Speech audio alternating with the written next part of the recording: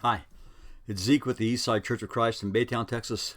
Thanks for joining us for our Eastside Bible reading for the week of June 28th through July 4th, 2020. We've been spending some time in the wisdom literature that Solomon had written, and now we're back to 1 Kings, which reminds us of the times of his life. And he's going to get to do what is going to be for him probably what is his most well-known feat. After 480 years since the Israelites have left Egypt, Solomon finally begins to build the temple. And we're given these precise measurements along with the construction materials that were used, lots of gold, beautiful stone, fine wood. It was a magnificent structure. Solomon was told by God that he needed to be careful to walk according to his commandments so that all the promises that he made to David would come to fruition. In 1 Kings 7, we're told of the construction of Solomon's own house, a palace that was grand in its own right. And interestingly, that we find that Solomon spent nearly twice as much time building his own personal residence as he did building the temple.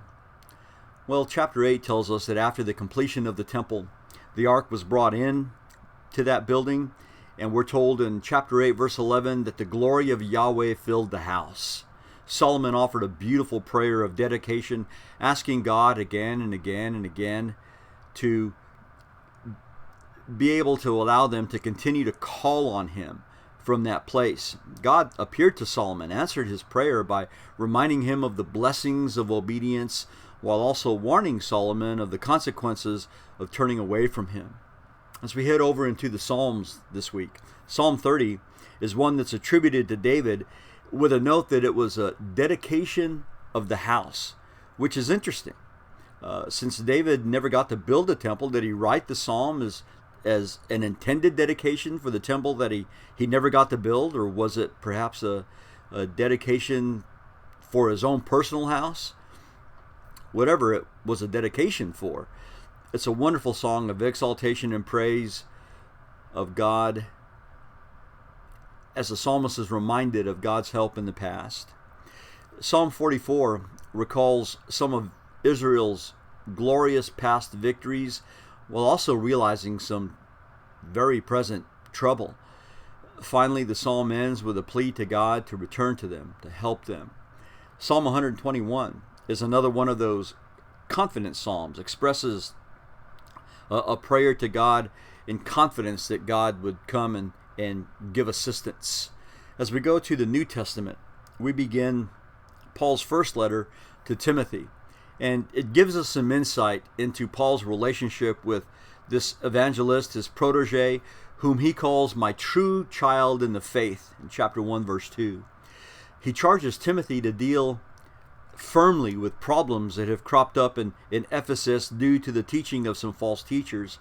Paul urges prayer in regard to all those who were in authority in chapter 2, which is remarkable considering that Paul was either still in the imprisonment we find him in at the end of Acts, or he had just been released from that imprisonment, and yet he encourages Timothy to pray for all those who were in civil authority.